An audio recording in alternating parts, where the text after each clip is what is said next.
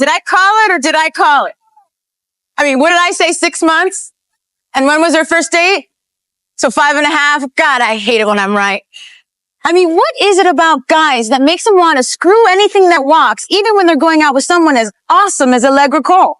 I mean, she's only the single most fabulous thing walking around New York. Thanks, Young. Are you kidding? Of course I'm going to run it. Work. Why should she waste her heart on some Swedish aristocrat? Even if he is gorgeous.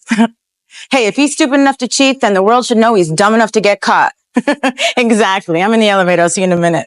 Morning. How are you? Great, Sarah. What's your Dinner, party of one. Hey, you should try it sometime. Barbados by myself? I wouldn't last 5 minutes. It was just what the doctor ordered. I slept in, I did my yoga, I read a couple of books, I flirted with my scuba instructor. And apparently never left the office. I know, isn't that great? You should have taken someone with you. Who? Who am I going to take with me? This is where a boyfriend comes in handy. I don't have time for a boyfriend. You said that 2 years ago. Yes, and it's as true today as it was then. Hey, I thought you were on vacation. See if these are in focus, will ya? And have them in my desk in an hour? Cool.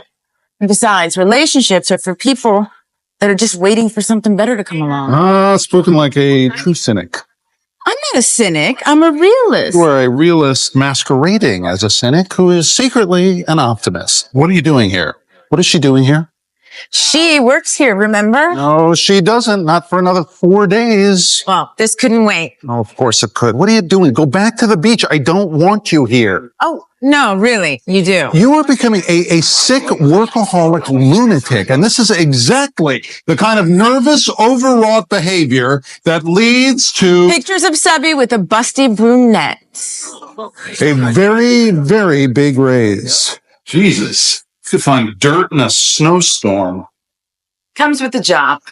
You know, kiddo, there is more to life than watching other people live it. Can I help? He was cheating on my beach. Hey, I think that it's great that you're so good at your job. I'm just a little worried as to why.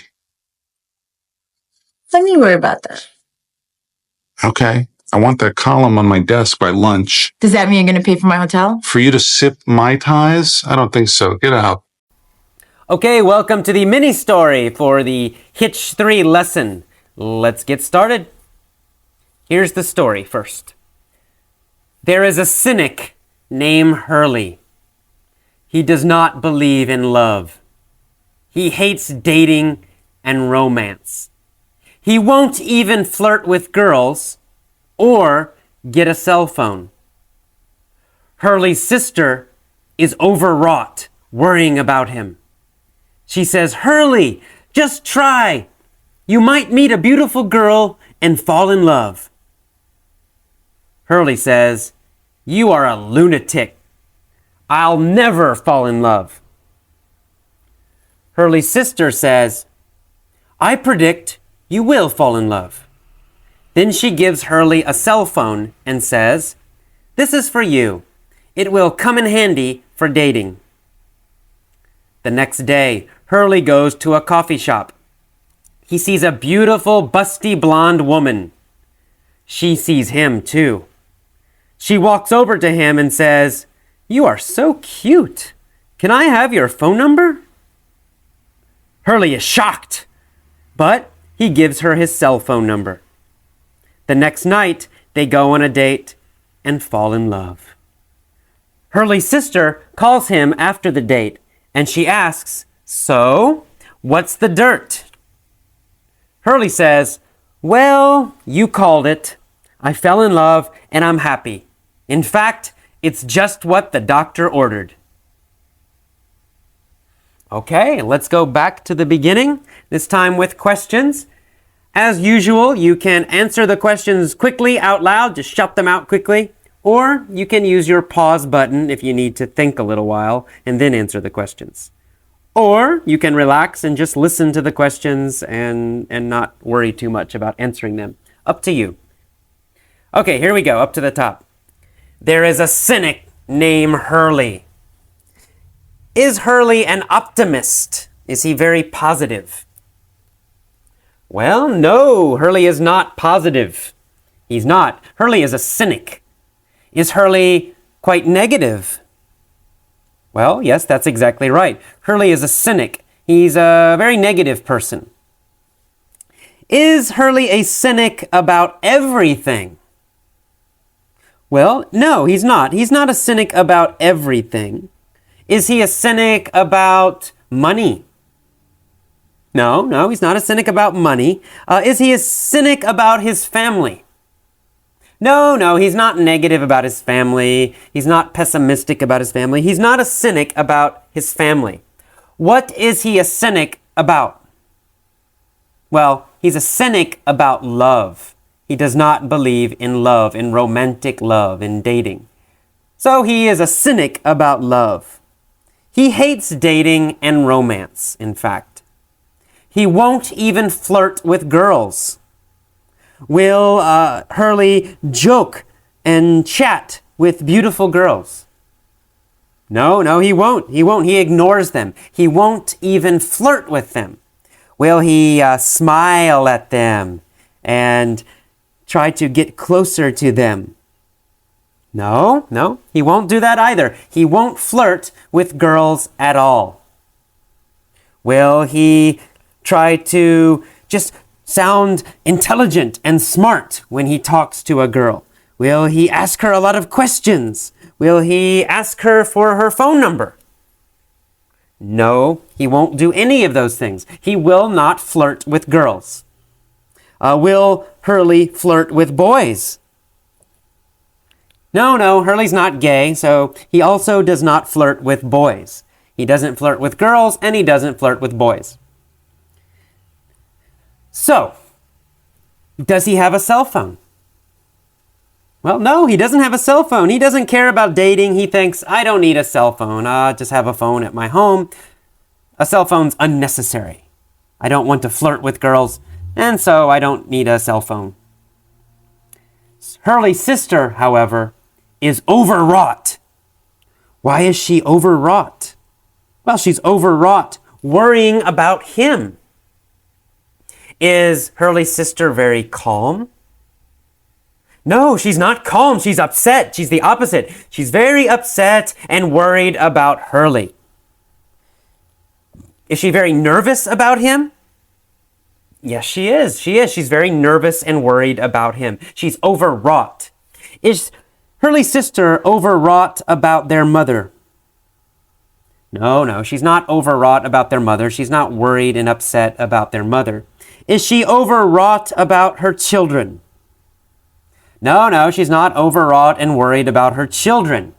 Who is she overwrought about? Well, she's overwrought, she's worried and nervous about Hurley. Why is she overwrought about Hurley? Well, she's overwrought because he never dates. She's worried. She thinks he's going to be lonely. She wants him to have a girlfriend. And she says to him, Hurley, just try.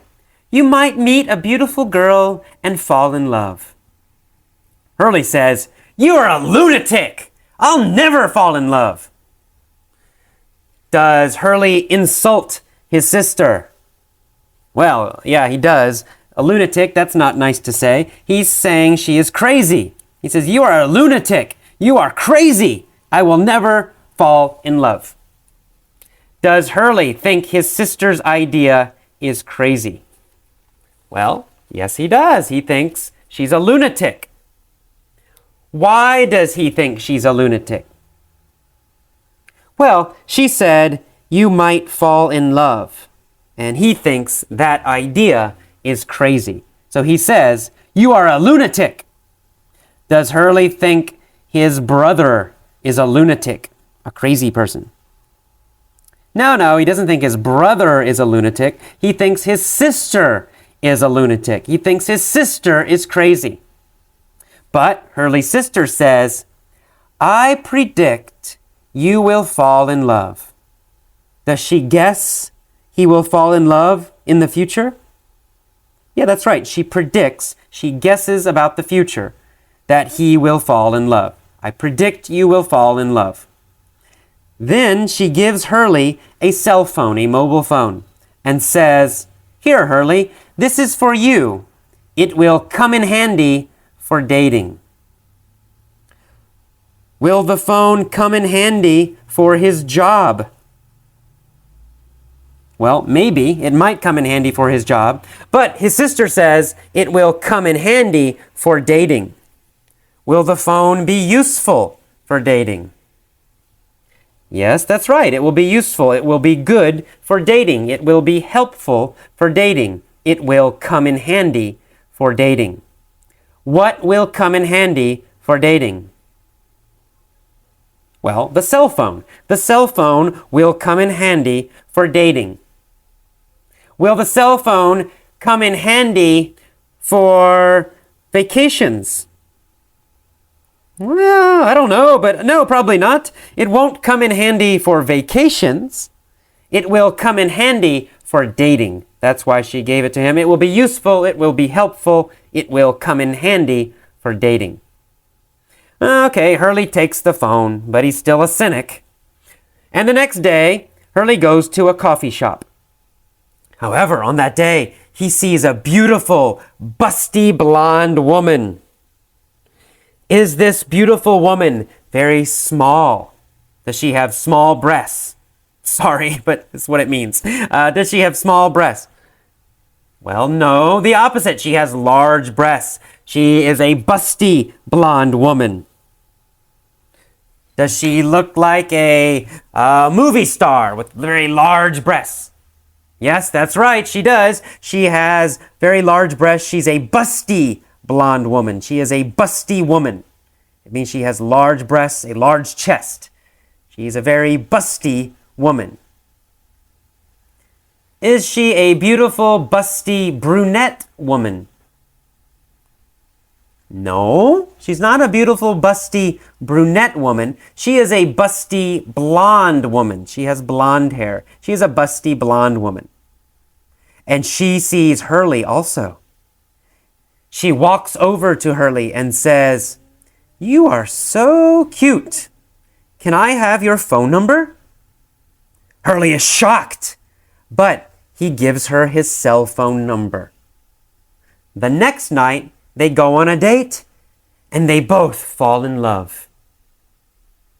After the date, Hurley's sister calls him, and she says, "So, Hurley, what's the dirt?" Does his sister want to know the details, the personal details about the date? Yes, that's right. She wants to know the dirt, the gossip, the details about his life, the secret details. Does she want to know if he fell in love, what she was wearing, what they talked about, what they ate? Yeah, that's right. She wants to know all of that. She wants all the dirt, all the personal information, all the gossip. She wants all the gossip about Hurley's date. She wants the dirt. Does she want the dirt about Hurley's job? No. She doesn't care. That's boring. She doesn't care about Hurley's job. She wants the dirt on his date. She wants the dirt on this blonde woman. She wants the gossip, the personal details about this woman, about their date. Does Hurley give her the dirt? Does he give her the gossip, the information? Yes, he does give her the dirt. He says, "Well, you called it." So does Hurley admit, does he realize, yes, my sister guessed what would happen? That's right. He says, "You called it. You predicted it. You guessed what would happen." Did his sister call the fact that he would fall in love? That's right. She called it. She predicted he would fall in love. She guessed he would fall in love. She called it. Right? She knew. So she called it. What did she call? Well, she called the fact that he would fall in love. She called it. She predicted it. So he says, "Yes, you called it. I fell in love and I'm happy. In fact, it's just what the doctor ordered." Is Hurley happy now? Well, yes, he is. Does he think it's good that he fell in love? Well, exactly. He said it's just what the doctor ordered. It's exactly what he needed. Does Hurley think he needed to fall in love? That it was a good thing? That's right, exactly right. He felt it was necessary. He realizes he needed to fall in love. It was just what the doctor ordered. Did Hurley get exactly what he needed? Yes, he did. He got just what the doctor ordered. Falling in love was just what the doctor ordered. It was exactly what he needed. All right, good job. Let's go up to the top one more time. This time, I will pause. I will stop after important phrases, after important sentences. Please repeat the phrases after me. Don't just repeat. Copy my pronunciation. Copy my pauses. Copy my rhythm. Copy my intonation. Copy everything. Try to say it exactly like me. All right, up to the top. There is a cynic named Hurley. Good. There is a cynic named Hurley. He does not believe in love. He hates dating and romance. He won't even flirt with girls. Good. He won't even flirt with girls. Good. He won't get a cell phone. Hurley's sister is overwrought. Good. Hurley's sister is overwrought. She's overwrought worrying about him. She says, Hurley, just try. You might meet a beautiful girl and fall in love. Hurley says, you are a lunatic. Good. Hurley says, you are a lunatic. Good. I'll never fall in love. Hurley's sister says, I predict you will fall in love. Then she gives Hurley a cell phone and says, this is for you. It will come in handy for dating. Okay, good. It will come in handy for dating. Okay, very good. The next day, Hurley goes to a coffee shop. He sees a beautiful, busty, blonde woman. He sees a beautiful, busty, blonde woman. Good. She sees him too. She walks over to him and says, you are so cute. Can I have your phone number? Hurley is shocked, but he gives her his cell phone number. The next night, they go on a date, and they fall in love. Hurley's sister calls him after the date, and she asks, so, what's the dirt? Good. So, what's the dirt? Okay, very good. Hurley says, well, you called it. Good. Hurley says, well, you called it. Good. I fell in love and I'm happy. It's just what the doctor ordered. Okay, good. It's just what the doctor ordered. Okay, fantastic. The last step, please pause this now or stop it and tell all of the story yourself, everything. You don't need to remember every word, but try to use the new phrases and new vocabulary.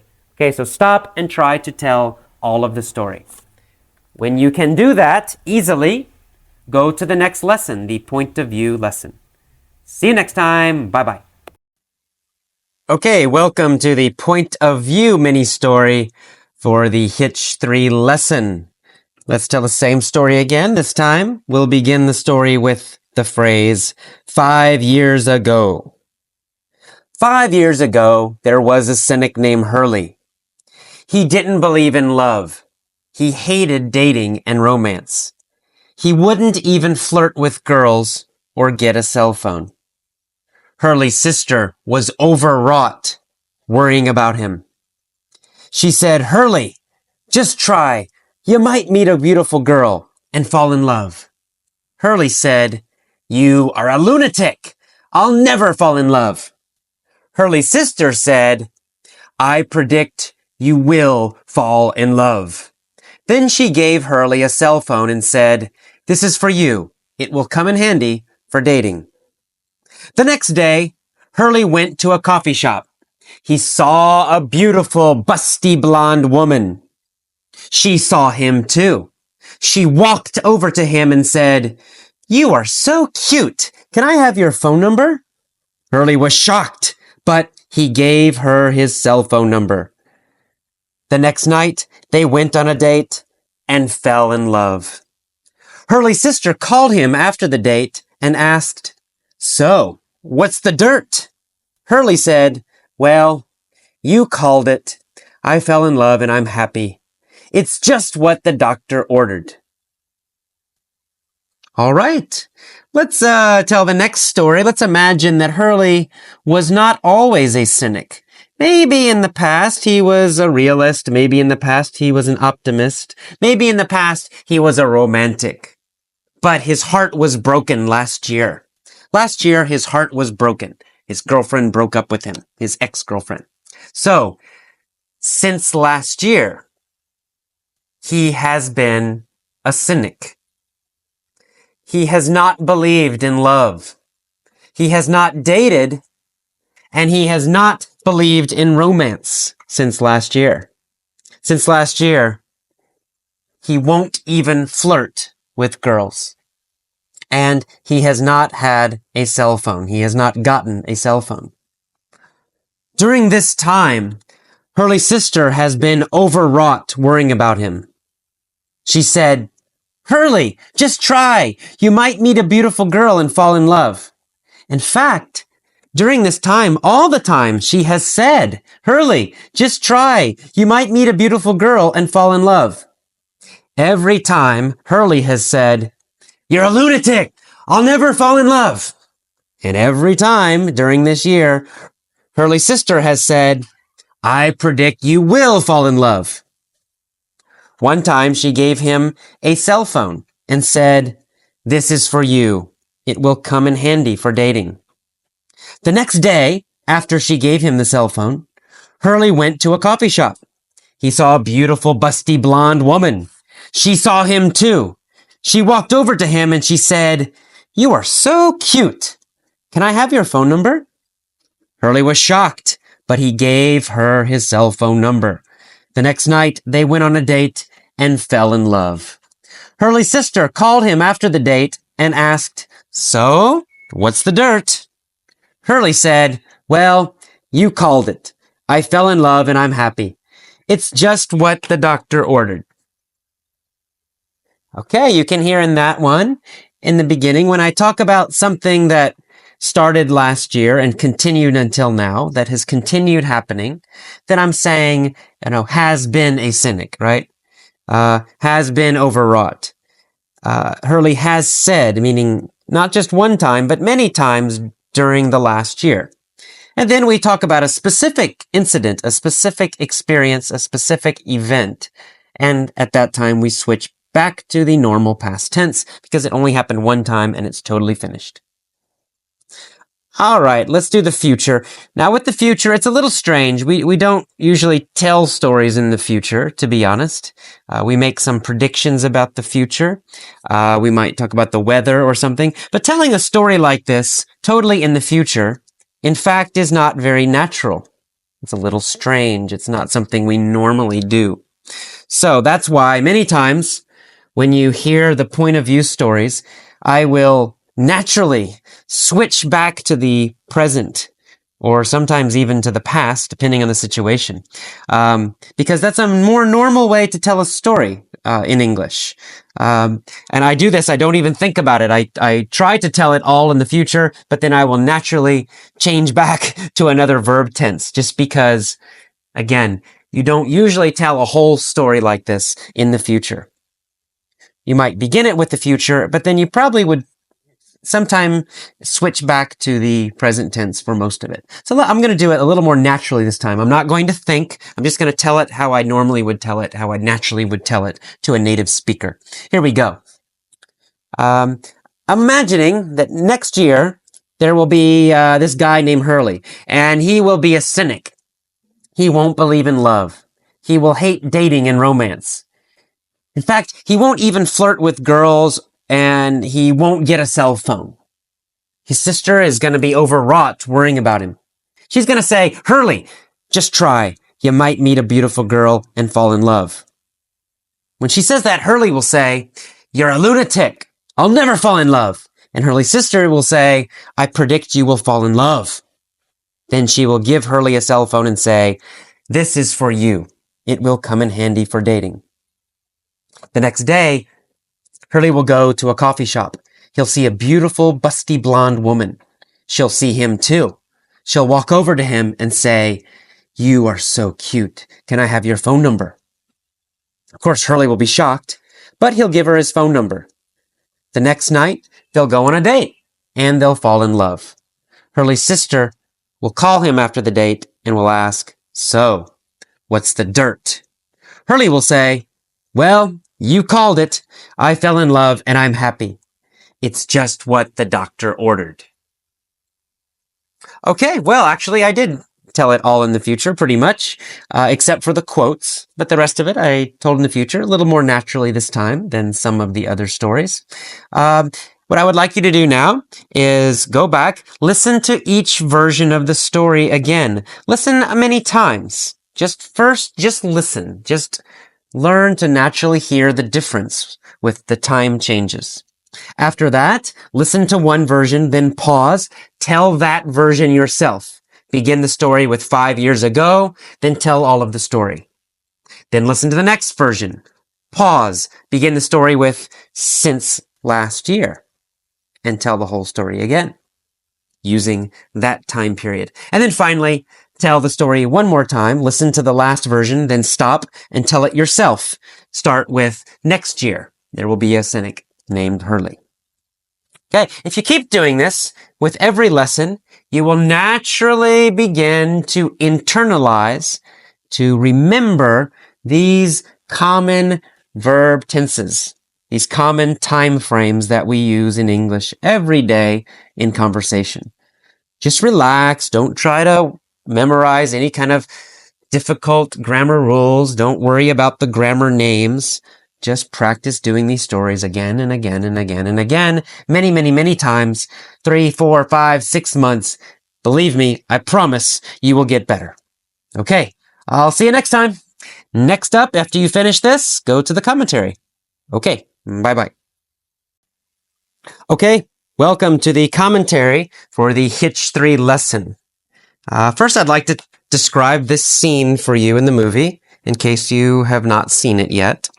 In this scene, there is a woman. In the beginning, she's walking on the street in New York City, and she's talking on a cell phone, and she's talking to her friend at the office. She's describing what she saw on her vacation. She was supposed to be on a vacation, but on her vacation, she saw a famous guy, a famous rich Swedish guy, a guy from the country of Sweden. And this guy has a famous rich girlfriend named Allegra Cole in the movie. Well, anyway, this guy was cheating on his girlfriend, and she saw it on the island in Barbados where she was on vacation, and she got pictures. So, what is this woman's job? This woman is a gossip columnist. We call her job gossip columnist. Column, as we heard in vocabulary, means article. So she writes a gossip column. She writes a gossip article. But it's kind of a regular article. Maybe every day, maybe every week, she writes about celebrity gossip, famous people's gossip, their dirt, right? So she got some dirt while she was on vacation. She's supposed to be on vacation, but when she's on the beach, she saw this famous guy. He was with another woman, not his girlfriend. So this character in the movie, Sarah, she took some pictures. She got pictures of the famous guy cheating on his girlfriend. So she got dirt on this guy. She got gossip. So as she's back in New York City now, she's walking on the street, talking to her coworker, her friend at the office, telling him, "Oh, this is amazing. I got this great picture of him cheating." And in the beginning, she's saying, "I called it." She means, I knew, I predicted, I guessed they would break up after 6 months. And then she asked her friend, how long has it been? He says 5.5 months. So very close to 6 months. So she's saying, see, I called it. I predicted it. I knew it.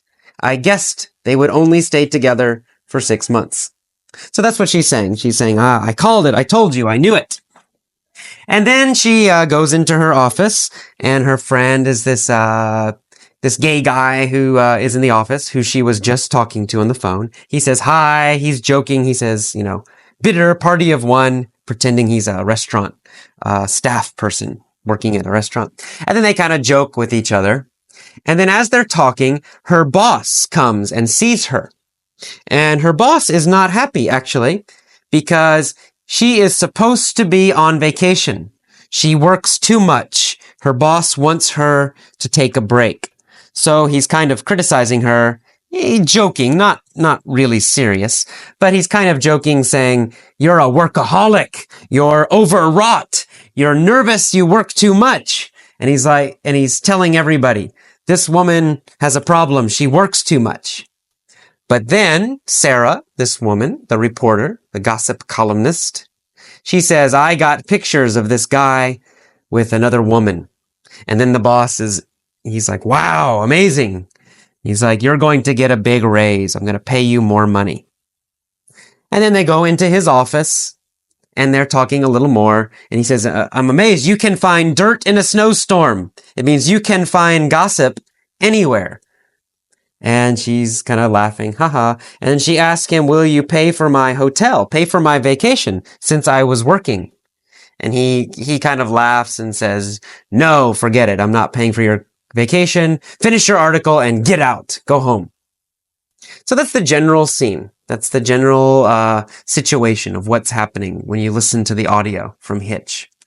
And this is the other main character in the movie. We have two big characters in the movie.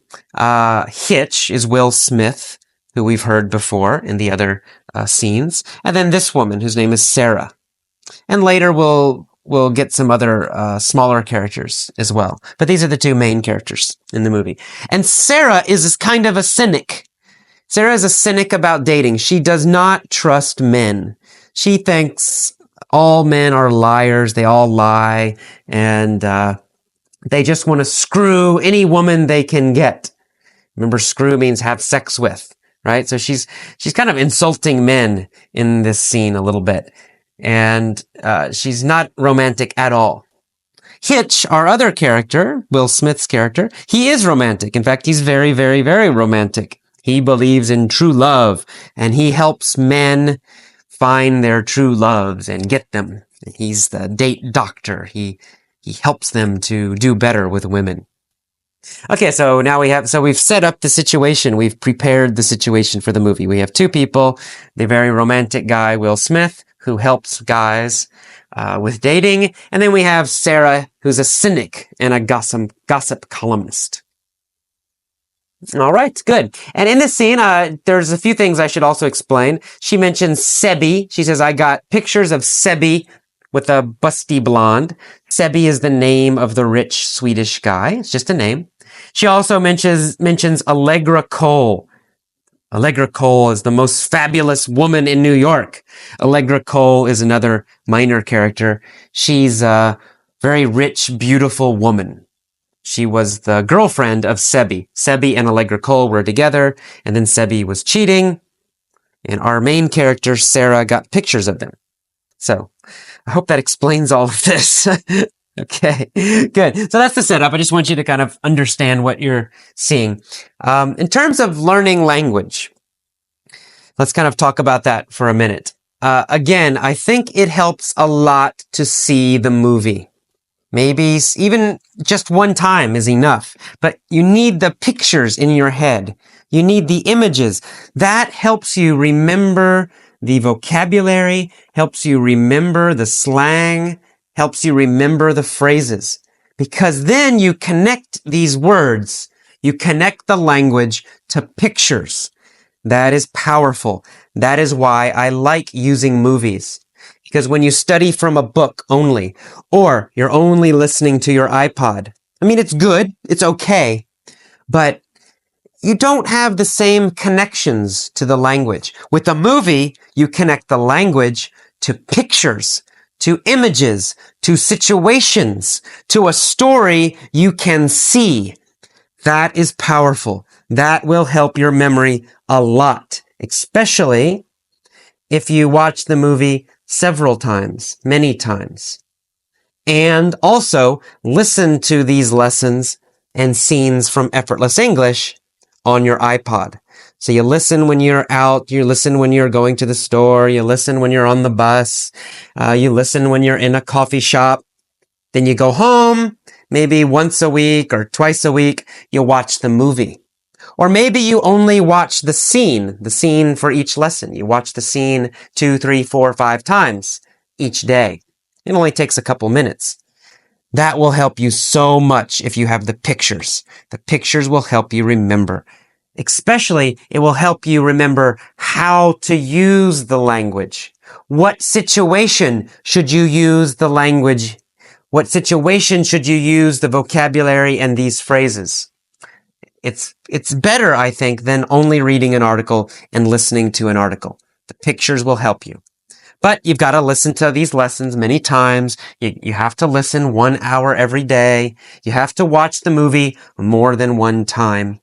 And hopefully many times, many days. That's how you can use these movie lessons, and you can use the movie to learn quickly and effortlessly. Okay, that is all for today's commentary. Please follow my advice and listen many, many times to each lesson. Listen to each scene from the movie several times. Do it over many days, not a lot during one day, but a little bit, but over many days, for many days. Okay, if you do that, at the end of this movie, you will know all the English in Hitch. You will know it. You will understand it instantly, quickly. You will remember it, and you will be able to use it yourself very quickly. That takes time. That takes repetition, but you can do it. Okay, good luck. If you have questions about the movie scenes or about the language, please write your question in the forums.